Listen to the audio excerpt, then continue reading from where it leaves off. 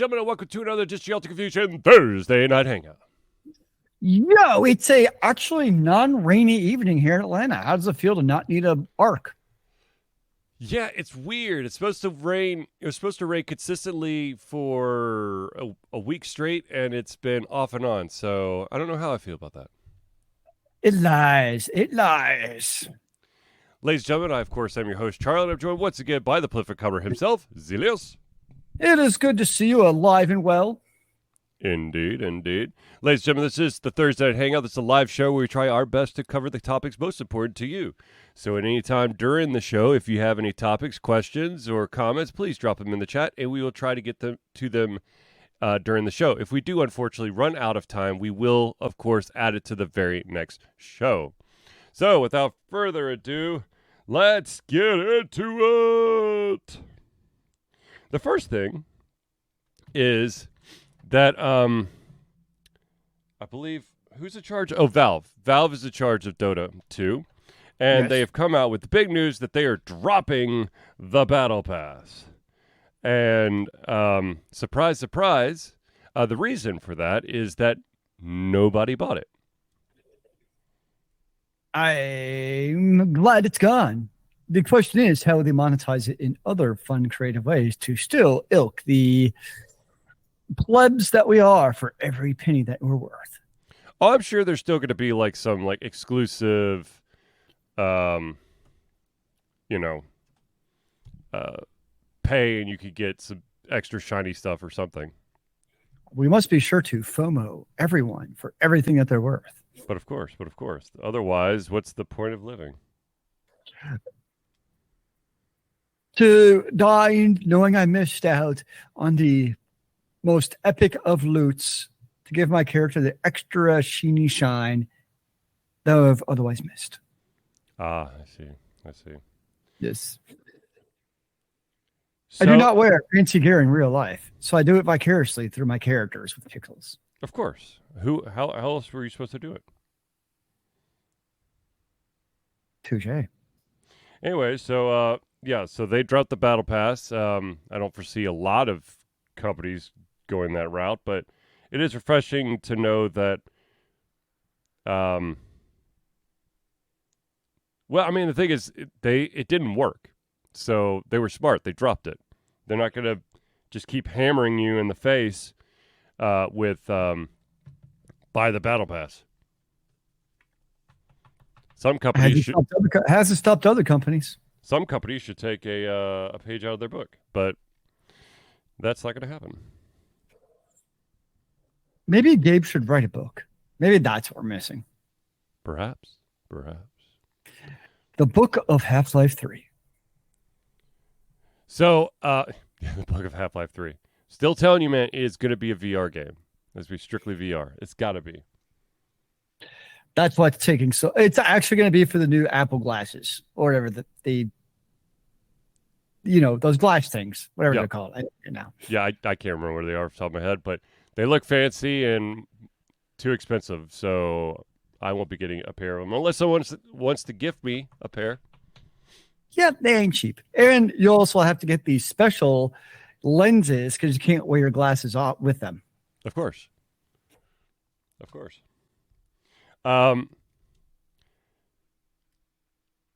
Sorry, my brain, like I said, this has been really freaking crazy day with trying to run around and finding out that OBS has...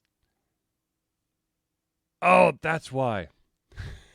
I was supposed to download Streamlabs, not OBS. God damn it. See, look how scatterbrained I am. You need a checklist of things you need when setting up your stream. I should have made a list, and there's also like a bunch of stuff that I didn't even think about, like drivers for the mic, drivers for the video camera, which apparently it says that it's there, but it wouldn't pick it up. And for some reason, a test run. Yes, a test run would have been good. And also, for some reason, trying to do a Google meeting, the computer about fell apart. So I'm not exactly sure what the hell is going on with that. Well, the Google Meets you never quite know. Of course, of course. As it tries doing its own chicanery when it comes to your drivers and what's allowed and not allowed. Yes. But let's talk about some of the other news that's happened this week. EA is back in the news, but for a slightly different reason. They have decided to I thought that this was already done, but shows you what I know. EA has now got an EA Sports. Final Fantasy 16 is destroying Clark's free time. And isn't that the purpose of any good Final Fantasy, is to destroy your free time with productive use of slaying the evils to save the world? Dr. Ryan, my amazing chiropractor, is also getting sucked down the Final Fantasy 16 hole. I'm just waiting for it to come to PC, so it should be sometime next year, I believe. I'm still in the Diablo 4 hole, so that's my current badge of pain and suffering. Yes, yes. We all have our vices. Yeah. What was the news about EA? EA, I believe, has split off. There's two separate companies now. There's EA and there's EA Sports, which, okay, like whoop-de-friggin-do, but they did it, so go you? Yeah, Clark, I'm a necromancer using my minions. I'm limiting myself to only playing one class until the seasons come, because otherwise I would just play Altaholic. So I'm just going to play one character for now, and then when season 1 comes, then I'll roll a new character. It's my plan for the season. How about this? How about this being a slightly creepy? Now, I don't know if everyone knows, but the submarine that they've been searching for, they have confirmed that it imploded. So the search is now done. There it is, EA Sports and EA Entertainment. Thank you, Alex. That Ocean Gate vessel imploded, but during the time of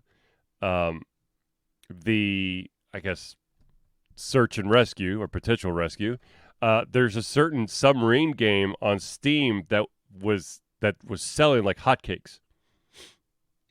That's kind of morbid. I know. I wonder. Yeah. Hold on, let me see if I can find. I did find all the jokes about the submarine and stuff a little bit in poor taste. That's just me.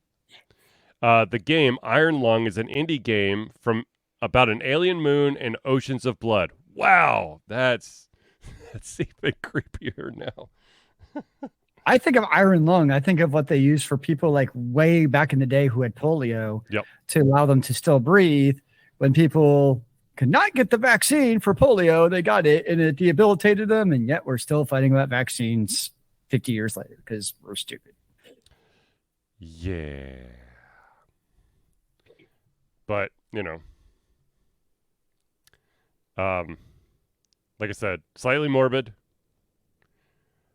Now, I have to say this next part because this makes me so freaking happy. But I don't know if anyone was watching Nintendo Direct recently. The guy is exploring an ocean of blood in the game. Yep.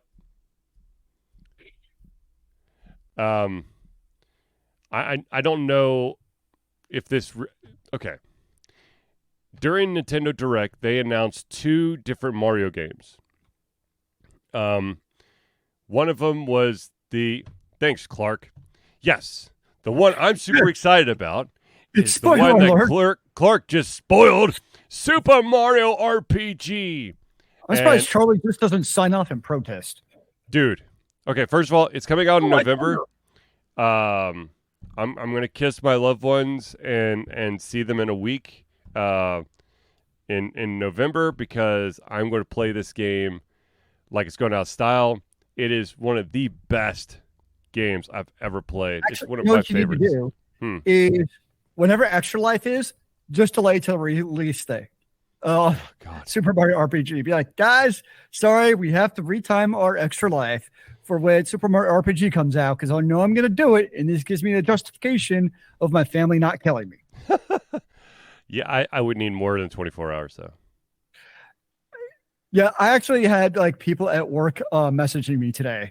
They're like, dude, I know you play video games. Did you see what was announced today? Submarine RPG. So like, this is one game that like every gamer, especially of our generation, is stoked about. Well, it was this beautiful coming together of Nintendo and Square Enix, and holy crap, does it look amazing!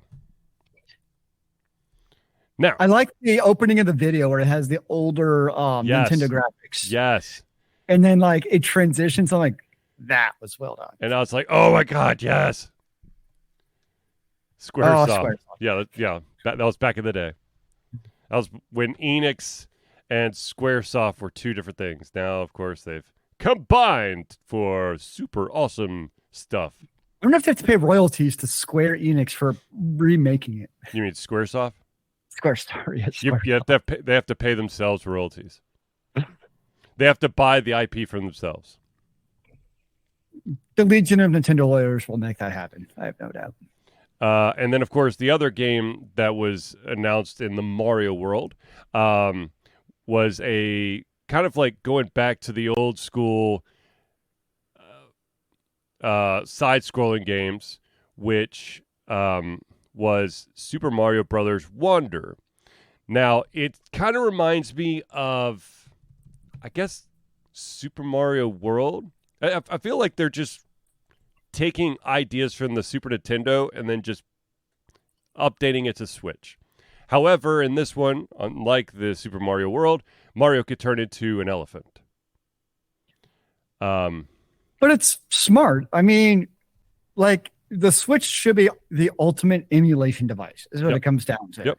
Every single one of these old games from Nintendo, Super Nintendo, hell, even N64, like, honestly, Nintendo doesn't need to release another new game. If they just used it to literally re-enhance every single one of their old popular games, people would buy the shit out of it. Oh, absolutely. Yeah. And it's not just because of nostalgia. That is part of it, but because they're also phenomenal games in the first place. So it's like you're releasing, yes, nostalgia is part of it, but they're just good games. So it's like a double win. Agreed. Although, if you're truly a true gamer, Charlie, you would play the OG version first on the original console and then play it with the new one and do like a side-by-side comparison with painstaking notes of the differences between the game. And you can tell us all of how the old one is superior to the new one because it's not the original. Oh, dear God. I think my brain would just cave in. Truly take the old man mantle. I don't think my brain could handle it. How about that? But yeah. Now I know that Zealeus has already given away the fact that he's playing Diablo 4 still. I'm still playing Zelda, although with my brand new computer, which I was hoping to be streaming from, which is not going to happen, or did not happen because we're Charlie basically MacGyvered the shit out of plugging his old computer in and misplaced one of the display adapters, so we're on one monitor. That's why if you see me keep looking off to the side, it's because that's the monitor that I chose at random. Nice. Yeah. So Meeny, miny, mo. Catch your monitor by its cable. something like that. Yeah, something like that. Anyways, so damn it. Hold on. My wonderful list just crashed. I'm doing awesome. You're just having an evening of technology, good sir. Man, I tell you what. And now Discord has decided that it signed me out. Okay, awesome. Let's keep up the good vibes or something. You just need nothing, sir. Apparently not. I'm just gonna or Discord could just freeze on me. That's awesome too. Okay, well, it looks like I'm going to be doing it on my phone then. Flying by the seat of my pants. which from my understanding is quite painful. Not related to video games, but I don't know if anyone's seen Extraction 2. Holy fucking A. It's amazing. Just saying. I would have to watch the first one, but you really don't. There's a very epic 22-minute fight scene where you just can't turn away. Everything it's probably one of the best action sequences in movies ever. It's pretty nuts, everything about it. So highly recommend if you're into action flicks, go check out Extraction 2. It's amazeballs. Okay, so for those, I know we've got a ton of EVE Online fans out there. Do we? Which I consider the MMO you play while playing another MMO, or making a sandwich, or the MMO you play while doing other shit. Well, no, Alex, I don't think he's quitting. Good news. It turns out that now, finally, after years and years and years, EVE Online has introduced an official Microsoft Excel plugin. So now you can break all your shit down into spreadsheets and share it with your friends. I thought that's how you already had to play EVE Online, was as a graphical spreadsheet interface. Yes, but now the spreadsheet could be inside the game. Fully embracing the spreadsheet. I appreciate this. Yes. So it's one of those games where I pick up like every 2 years. I play for a week and then get bored again. I try ever so often. I'm like, sure, why not? And then about a week into it, I'm like, oh, that's right. I'm bored as shit. You can only take so much of trying to go get more ore and more ore and more ore. Then you upgrade the ore. And then you refine the ore. Well, I got to go to this asteroid belt, and it's going to take 28 jumps. And so I'm going to go take a shower, and I'm going to do a load of laundry, and hopefully I'm going through safe space because that's the option I chose. And then I will mine until I'm completely filled up, and then I'll fly my ass all the way over to some place to sell the ore, and then rinse and repeat.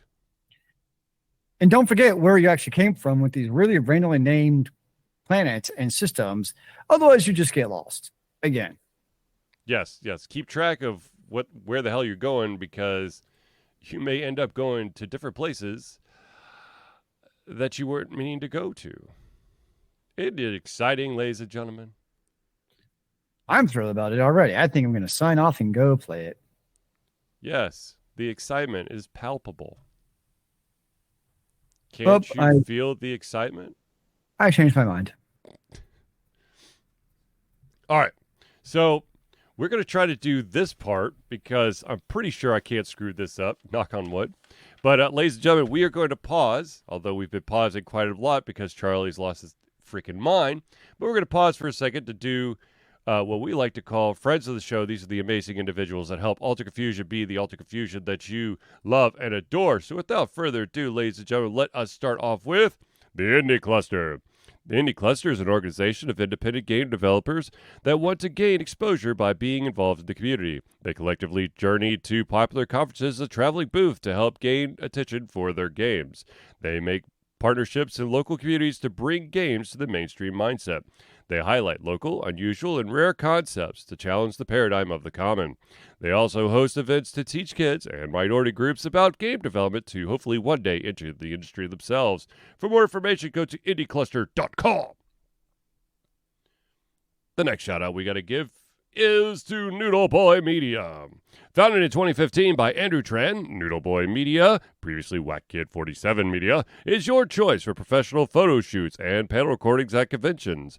They pride themselves in providing a high level of professionalism, top-notch experiences, and quality services. If you want more information and to view their full list of services, check out facebook.com/noodleboymedia. The next shout out we got to give is to the amazing chiropractor himself, who was actually at my residence earlier today, and that, of course, is Hero Chiropractic. Hero Chiropractic is a unique healthcare practice set up by Ryan Moore. The company's focus to elevate a patient's experience of freedom, creative expression, and joy. They believe that everyone can be a hero and has incredible heroic potential inside themselves waiting to be unleashed. Hero Chiropractic focuses on mobile chiropractic care in the greater Atlanta area. They are committed to healing clients by creating a plan of action uniquely suited for each person. They make that plan of action as convenient and affordable as possible, and most importantly, suited to your individual needs. For more information, go to herochiropractic.com. The next shout out we got to give is to the maestro himself. Need a new logo or want to work on a full branding and content strategy? Or maybe you need music or audio for your content, just like Alterca Fusion. CrossPad Creative offers a whole host of solutions for individuals and small businesses. Just email Josh at crosspadcreative@gmail.com and see what he can do for you. And finally, the OG of them all.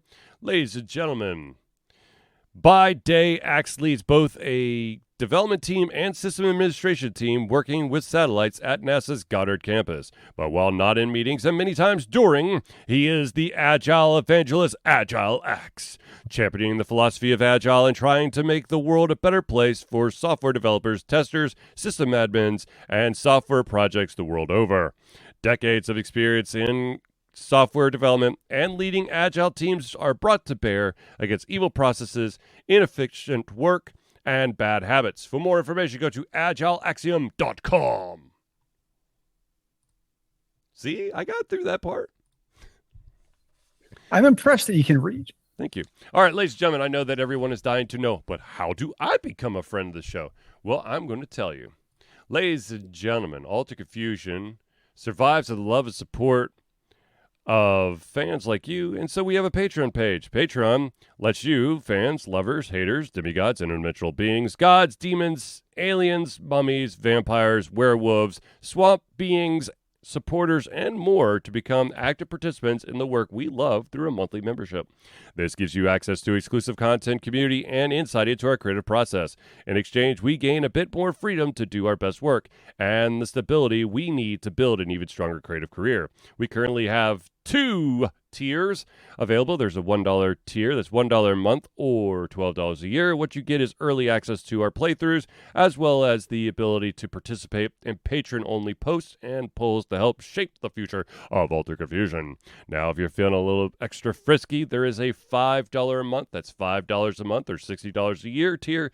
And not only does that give you everything at the $1 tier, but also gives you the ability for your name or organization to be added to every single Friends of the Show section of the Thursday Night Hangout.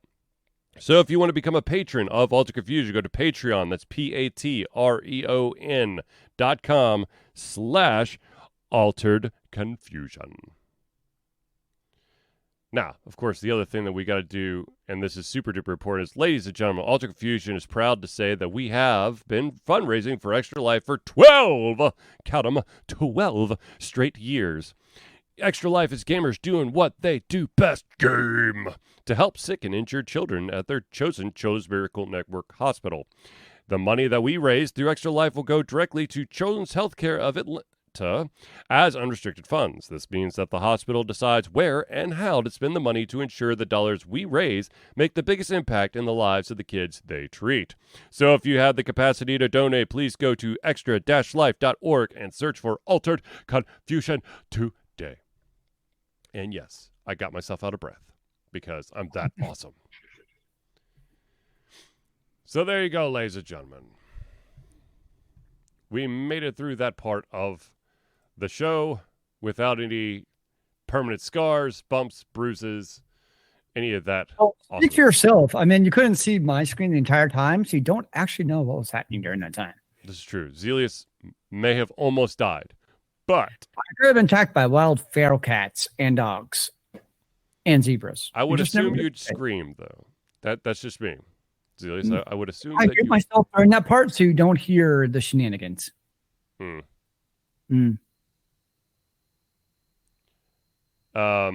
So how about this?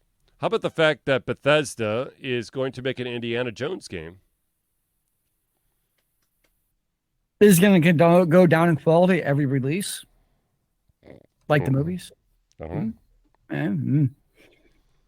mean, to be honest with you, I remember playing like the old school Indiana Jones games, and they were really damn good. So, see, every time I think of Indiana Jones, I think of like the old school Super Bowl halftime shows where they have the crazy Indiana Jones like rescue missions, and I missed that shit. That was fun and campy, and I think they should go back to that at the Super Bowl. Well, they had, I mean, the games I'm talking about were like point-click adventure games. Oh, well, yes. And my favorite thing, and I sucked at it, was there was like a boxing mini game where you got to box someone in a ring. And it was just, it was a side scroll thing, and I sucked at it. But I remember that for some reason. I don't know why, but that's the thing that I remember the most.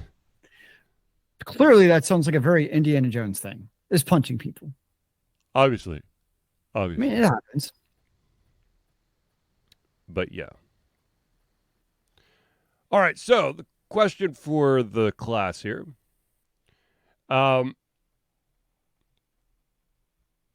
Do all games truly have to be 60 frames per second? Or is it okay for some games to have that standard 30 frames a second? I don't think most people are going to notice, honestly. I agree. I know you go on game forums and people are like 60 FPS or I won't even play this game. I just want to be like, shut up. And it really, like, most gamers, if you put them side by side, then they might notice because you have like a true A/B comparison. Mm-hmm. But like if you just drop the game on a typical gamer and you're like, what is the frame rate? People ain't getting no shit. Like, really. So, and I care more about the fidelity of the pixels, meaning the resolution, than I do about the frame rate. That's just me. Yeah, people don't care about that. And a hell of a lot of people are still running older TVs and stuff that can't even run higher frame rate anyways. So to me, it's kind of like, yay, congratulations. It's nice. It makes me feel warm and fuzzy to know that I can run at super high pixels or super high frame rate. Yeah.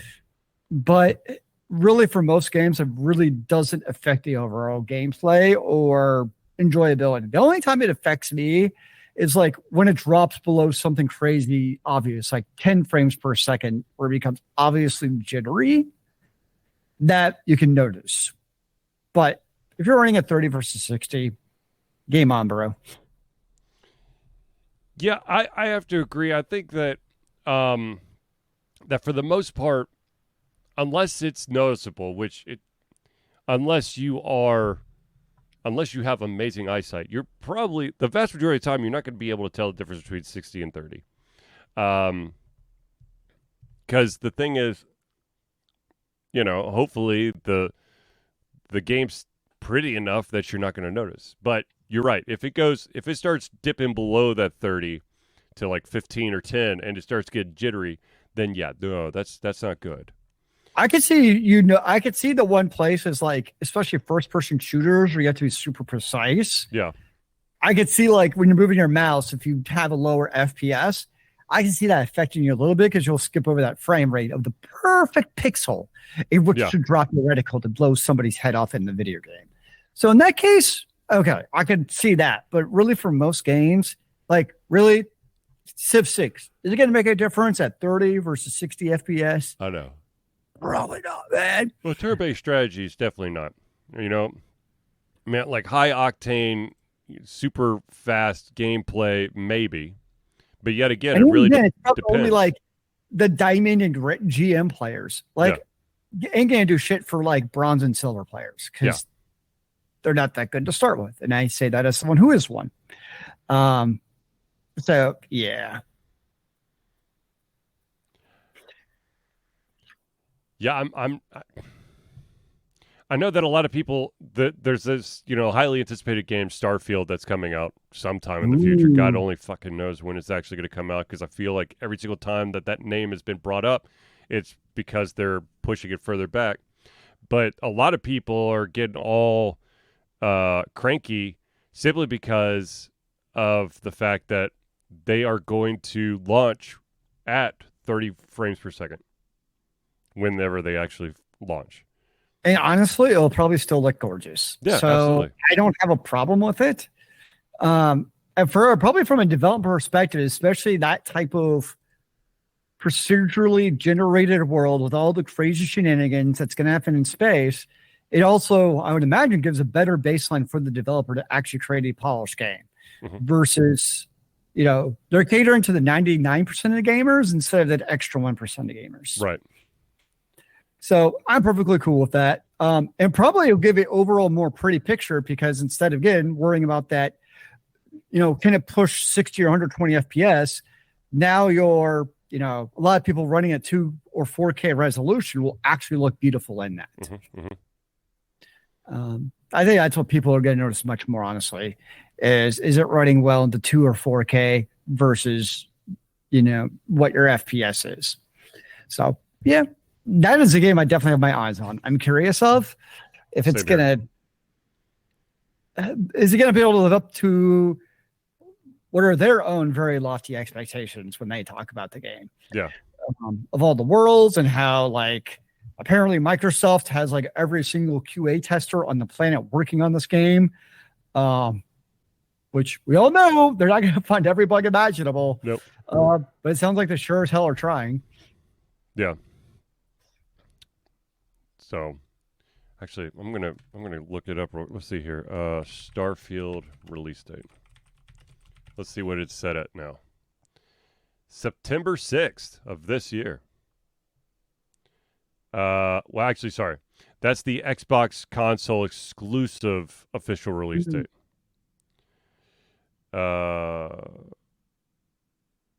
Is it not coming to the PC? Oh, no, it's coming to the PC. So maybe that Xbox exclusive is also PC?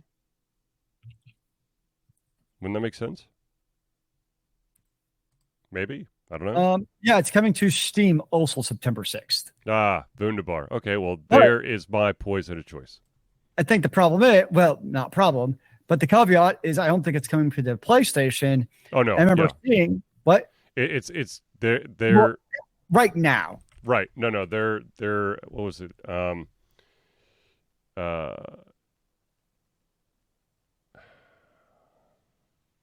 What'd they say? Right now, as of right now, it's not coming to the PS5. Ooh, I have the very minimum processor to be able to run the game. How nice. And you can pre-order on Steam right now for $69.99. Nope, I'm gonna wait. Yes, me too. I mean, I was a sucker on Diablo 4, not gonna lie, because it's Diablo. But Starfield, I think I can wait till reviews coming on that one. But if the reviews do live up to the hype, then yeah, I'll be buying it. If it has a much smoother release than, say, Cyberpunk, then because I'll fully admit I jumped in quick on Cyberpunk thinking yes, and then I still played a hell of a lot of Cyberpunk. However, the amount of weird ass shit that happened. Damn. I actually can't play it right now. 125 gigabytes needed to play. 125 gigs? Yes. Oh, well, that takes up a little bit of the hard drive. Yeah. That's a good chunk, sir. It was mentioned earlier, and I do want to talk about this real quick, but the fact of the matter is that the Star Ocean 2 or Star Ocean the Second Story R is truly coming to the Nintendo. It was originally released on the PlayStation back in 1998. And this is a game that Zealeus is not going to want to play. I'll tell you that right now. Turn-based. Because it has a very heavy emphasis on the dating mechanic between multiple characters, allowing players to essentially dictate both narrative and gameplay through the pairing or not pairing of relationships.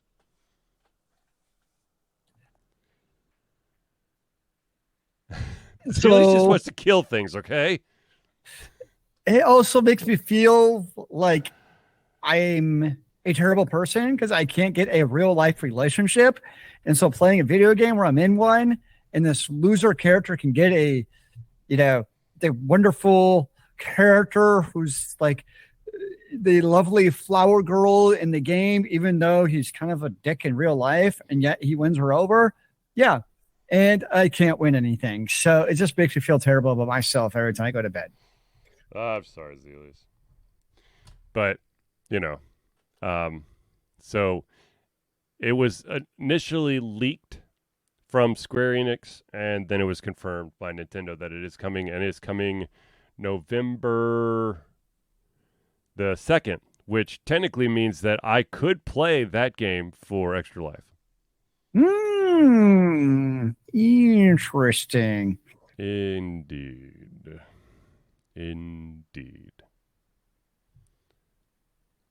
So I guess so I know we're getting we're getting closer to the end, but with all these games that Nintendo is basically saying we're gonna put this on the Switch, is there any game out there from yesteryear that is dying for a sequel or a re-release with upgraded graphics? In your opinion, Zealeus? Does it have to be a Nintendo game? No. Oh, well, it's easy for me. There's one game I want. Uh-huh. Well, I mean, there's many games, but I've said many times on the show, Jade Empire. Yep. That's my game, like right there. It's got the great combat with, you can do the spells, you can do the kung fu. You got the different characters depending on like what their leaning is toward. Like, are they more martial? Are they more magic type? You got the storyline. It's the old school BioWare, where you have the true like good evil with crazy dating. Oh no, my heart. The crazy dating scenarios of like, okay, now you're trying to go after the crazy demon chick, or are you going after the nice good person instead? It's up to you. Maybe I should. I know it's on Steam. So it's tempting to just replay it because there's been no even hints at a remaster. So I doubt it's happening anytime soon, which makes me cry. But what can you do? I do also want to tell you, this is news that came out just a couple hours ago. It appears it is official. E3 2023 has been canceled, and it looks like E3 2024 is also going to be canceled. Yeah, this would have been like the first time that it would have been back since 2019. Yeah, it's like we're in the world now of basically individual publishers, because they're also so big now, doing their own release parties, and doing it virtual. Although, I mean, because you got like, Square Enix does their Final Fantasy thing. I think it's in Las Vegas, United States this year. Mm-hmm. I mean, Sony does their showcase. I mean, they all do like their own showcases now. There's probably a little bit of like, yeah, we don't want to share the stage with our mortal enemy. True that. So yeah, it kind of sucks because it was fun to see like, the big release of like different publishers and developers and what was going on. Mm-hmm. But this is where we're moving, is the big conglomerate publishers doing their own release party thing. Yeah. Well, I think there was also, the other thing was that, hold on, let me see if I could pull this up here. I think also the Los Angeles City Tourism Board of Commissioners may have like maybe put a bunch of like caveats, or maybe said we still don't feel safe holding it. Huh. I don't know. Because apparently they had their meeting, and then in the footnotes, on page 21 was mentioned the fact that E3 2024 and 2025 may be canceled. Now, 2023, of course, has been officially canceled. 2024 looks like it's probably going to be canceled. And who the hell knows about 2025? That's not an optimal trajectory if you ever actually want to come back. Yeah. Yeah. I mean, you look at some of these conventions, it's tough to come back after COVID. There's a lot of things that have gotten super duper tough to do since COVID. MomoCon still went off very well. Yes, it did. It was crazy. And I hope to actually get all the interviews done soon. But seeing that I have just found all the additional hurdles I just smacked myself in the face with, it may take a little bit longer to get set up to do those interviews than I first thought. Darn you, life getting in the way. Yes, who would ever think that a transition from one PC to another would be super duper easy to do? Because, yeah. It should be. You just turn it on and it magically works. Oh, that's what I'm doing wrong. I'm not turning it on. Yes. And you also need to enchant a little magic. Ah, the magic. I forgot to get my new crystals. Yes, you must transfer the red crystals from your old one to the new one. And then let it be known that this is your new kingdom. Wait. Okay. I hope I'm reading this story wrong, but apparently Diablo 4, if you're playing through the seasonal content, will require you to create a new character for each season? Well, yes and no. Okay. This is normal. So basically what happens in pretty much every action RPG now is they have seasons. Mm-hmm. And so like right now, every game has their own term. So we'll just call it the Eternal Season is what we're playing right now. All right. So right now you have a character in the Eternal Season. It'll stay there forever. It's not going anywhere. Mm-hmm. But then the new season starts, and yes, you have to start. If you can continue playing like my Necromancer, I can continue playing in the Eternal Season. But come season 1, I can create a new character that will participate in season 1. When the season 1 ends, that character is then moved. Well, I'm assuming this is going to happen in Diablo. This is how the other action RPGs work. Mm-hmm. And that character will then be moved to the Eternal Realm. Season 2 starts. In order to participate in season 2, I have to start a new character for season 2. I see. The whole idea is, A, they offer new mechanics and build ideas and crazy things in the seasons. Mm-hmm. If those things are successful, then they sometimes add them to the Eternal Realm as like overall game enhancements, and then probably future seasons. And if everyone hates them, then they just don't do it again. So it's also like a good way to like test stuff. Mm-hmm. It also creates a fresh economy because if you have a game that's, let's just say 5 years from now, it will become an extremely stagnant economy if it's the same economy for that long. So new season every year, or not every year, but every so often, boom, you get that. And it's also a way to try to keep the player base active. Gotcha. Now, what they've done is they've made certain things you don't have to redo. So like the main story quest line, you don't have to redo every season. Unlocking the map, you don't have to do every single season. You'll see that. There's these altars. There's like 120 stupid altars to go get. Uh-huh. You don't have to redo those every single season. What? Where's the fun in that? There are other things you have to do every season, which makes sense. I mean, you start at level 1. That is a given. So it makes sense. The biggest problem right now in Diablo 4 is, especially at the higher levels, there's very little build diversity. What's your highest level? Or what is your level? 55, I want to say. So you haven't gotten to 100 yet? God, Zealeus, what are you doing with your life? Well, I'd be playing right now, but I had to take my second monitor off my desk for the moment to change around some things.